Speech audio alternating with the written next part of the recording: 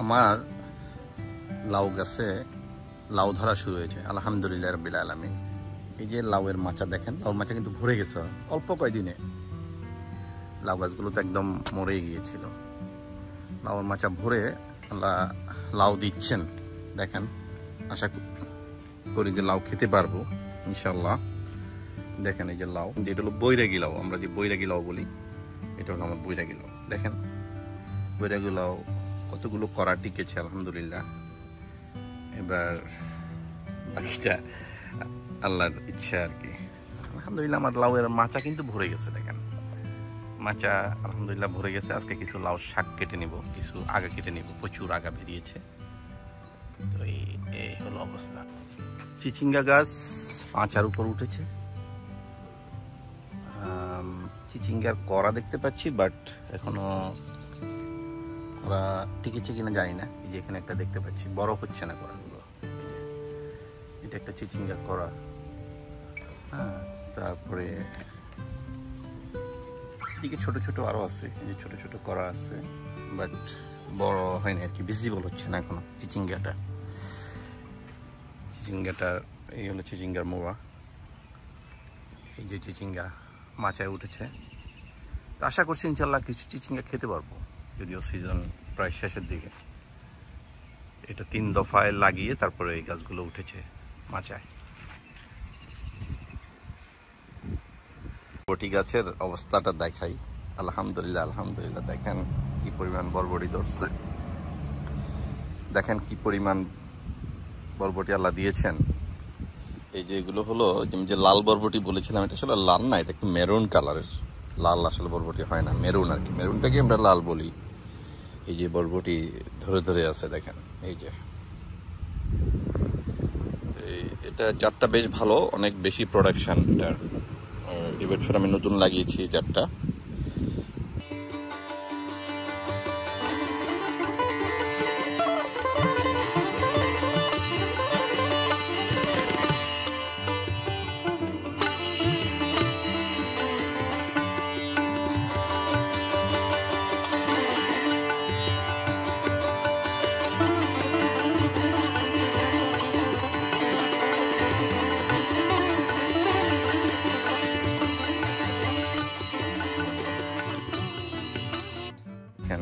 বরবটি ধরে আছে আলহামদুলিল্লাহ, আল্লাহর রহমত।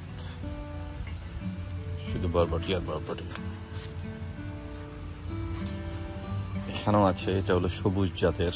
এটা একটু লেটে শুরু হয় আর কি, কিন্তু এটার হেভি প্রোডাকশন হয়। এই বরবটিটারও অনেক প্রোডাকশন এটার। দেখেন ভিতরে অনেক আছে বরবটি, ভিতরে দেখেন ভিতরে কি পরিমাণ ঝুলে আছে দেখেন। আলহামদুলিল্লাহ করলা গাছটা মরে হয়ে বেঁচে উঠেছে এবং মোটামুটি 50% মাচায় উঠেছে আর কি, 50% ভরেছে মাচার এখনো অর্ধেক অংশ পুরো খালি। এখন দেখেন এটা ভরে যাওয়ার কথা ছিল এই সময় আর কি। যাই হোক, আল্লাহ যেটা দিছে সেটাই শুকরিয়া। কিন্তু আল্লাহ রহমতে বেশ কিছু করলা ধরেছে। দেখা এই যে করলাগুলো, আমার করলাগুলো বেশ বড় বড় হয়। এগুলো এক একটা 12 ইঞ্চি 14 ইঞ্চি পর্যন্ত হয়। কিন্তু এখন যেটা দেখতে পাচ্ছি, এটা সাপোজ মনে করেন এটা কত হবে, এটা 12 ইঞ্চি হবে। এই যে 10 থেকে 12 ইঞ্চি হবে, 1 ফিট হবে এটা এখান থেকে এখানে, বেশ লম্বা। আরও কিছু আছে ছোট ছোট, এগুলো এখনও বড় হয় নাই। এই যে দেখাই একটু, এগুলো এখনও বড় হয় নাই। এটা ম্যাচিউর হয়েছে মোটামুটি, কিন্তু এটা বেশি লম্বা হয় নাই। এটা হয়তো 8 ইঞ্চি লম্বা পর্যন্ত হয়েছে আর কি। এদিকে কিছু আছে করা, আলহামদুলিল্লাহ বেশ কিছু করা আছে করলাগুলো। এখানে আরেকটা বেশ বড় হয়েছে মাশাআল্লাহ, দেখেন এটা প্রায় 12 ইঞ্চি পরিমাণ লম্বা হয়েছে এবং আরও বেশ কিছু করা দেখা যাচ্ছে করলায়। এই যে করা, এই যে আরেকটা করা, এই যে আরেকটা করা। ওই আল্লাহর রহমতে এখনও ভালো আছে করলা গাছ, এবং আল্লাহ যতটুকু দিয়েছেন আল্লাহর কাছে শুকরিয়া যে অ্যাটলিস্ট করলা খেতে পারবো। আমি তো চিন্তাই করিনি যে বছর করলা খেতে পারবো। আমার গার্ডেনের জন্য একটু দোয়া করেন বেশি বেশি করে, যাতে আমরাও খেতে পারি, আমাদের ফ্রেন্ডস ফ্যামিলি যারা আছে ওদেরকেও শেয়ার করতে পারি বেশি বেশি করে। অবশেষে আমার শশা গাছে কয়েকটা শশা দেখা যাচ্ছে। এটা আমার ওই নেপালি যে বন্ধু নিরঞ্জন, সে দিয়েছিল মেরিল্যান্ড থেকে আনছিলাম এই বীজটা আর কি। বেশ ভালো জাতের শশা মনে হচ্ছে, বাট একটু শেপ সুন্দর হয় নাই। তবে আলহামদুলিল্লাহ দুইটা শশা খাওয়া যাবে, এই আর কি। আল্লাহর কাছে শুকরিয়া জানাই। এই ব্যাডে যে ঢেঁড়সগুলো গাছগুলো আছে সেগুলো শুধু ফ্লাওয়ারই দেখতে পাচ্ছি, এখনো ঢেঁড়স ধরা শুরু হয় নাই। এই যে প্রতি গাছে ফ্লাওয়ার, কিন্তু এগুলো আরো মনে করেন 1 সপ্তাহ 2 সপ্তাহ আগের থেকে এরকম দেখতেছি। গাছ খালি লম্বা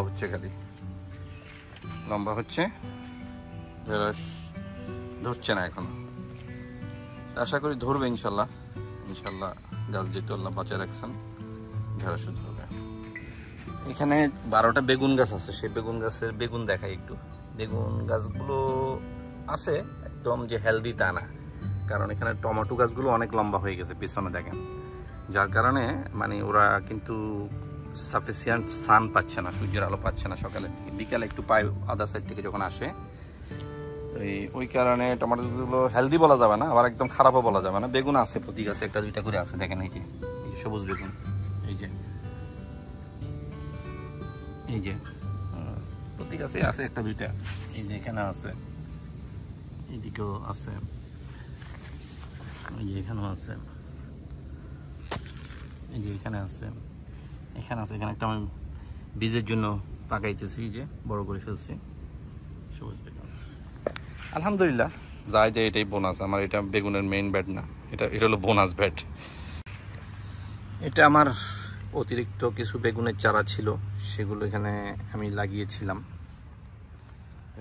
আলহামদুলিল্লাহ সেগুলো তো বেগুন আসছে আর কি, যে বেগুন ধরা শুরু হচ্ছে। এই যে বেগুনের কড়া, এই যে আলহামদুলিল্লাহ সবগুলোতেই আছে মোটামুটি। দেখা যাক কতটুকু আল্লাহ দেন। আর এখানে আমার চাল কুমড়ার অবস্থা এখনো বেশি ভালো না, ফুলটুল দেখতে পাচ্ছি না, যদিও মাচায় উঠেছে 2টা আগা এটা। আর এদিকে হলো আমার ঝিঙ্গা বা তরই আর কি, এটা শুধু ফুলই দেখতে পাচ্ছি আমি, এখনো কোনো কড়া টড়া দেখিনি, এর দিকে তো মনোযোগও দিচ্ছি না। এই যে 1-2টা ফুল দেখা যাচ্ছে, হয়তো দেখে থাকবেন। এই যে ফুল ঝিঙ্গার মাচায় উঠেছে, একটা সাইডে ওরা বাচ্চা, এদিকে আসতেছে না। কড়া দেখতে পাচ্ছি ছোট ছোট, বাট এখনো ওইরকম ভিজিবল কোনো কড়া আসেনি, আসলে ভিজিবল কোনো কড়া আসেনি, ছোট ছোট একদম, মানে বোঝা যাচ্ছে যে কড়া আসতেছে আর কি। যে এটা হলো দেখেন, এটা হলো কড়া। এবার বাকিটা আল্লাহর ইচ্ছা, আল্লাহ যখন দিবেন আলহামদুলিল্লাহ।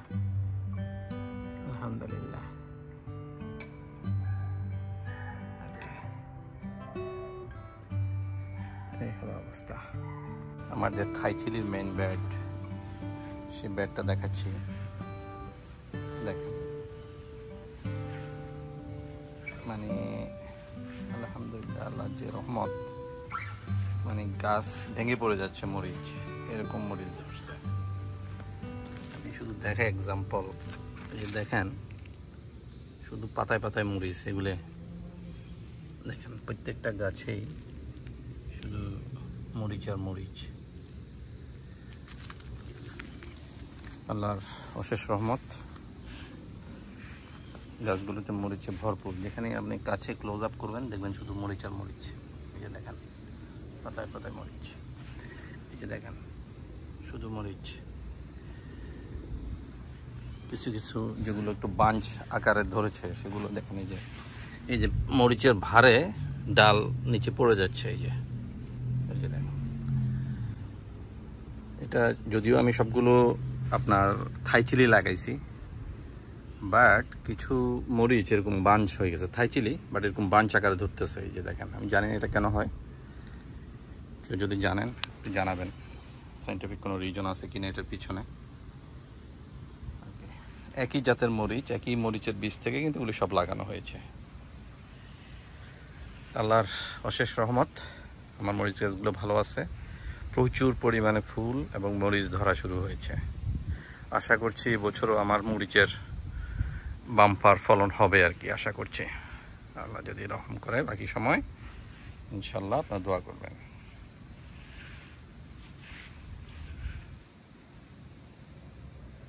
আমার যে কুমড়া গাছটা কিছু অংশ আমি মাটিতে বাইতে দিছি, আর কিছু অংশ আমি দেখেন এই যে এখান থেকে এতটুকু এনে এখানে অফ করে দিয়েছি, ওদেরকে আর ঘাসে নামতে দিই নাই। যদিও অন্যান্যবার আমার এই ঘাসেই এগুলো থাকে আর কি, এখানে পুরোটা আমি দিয়ে দিই, এতে কি হয় গাছগুলো নষ্ট হয়ে যায়। তো এবার গ্রাসের নতুন সিডস ফেলছি, যার কারণে আমি চাচ্ছি না গাছগুলো নষ্ট হোক, সৌন্দর্য নষ্ট হয়ে যায়। এই জন্য আমি এখানে এনে এগুলোকে এখানে ওয়্যার নেট দিয়ে এগুলোকে উপরে উঠে ফেলেছি। এই দেখেন উপরে দিয়ে দিয়েছি, এই উপরে যা ধরে আর নিচে যদি দুই একটা ধরলো।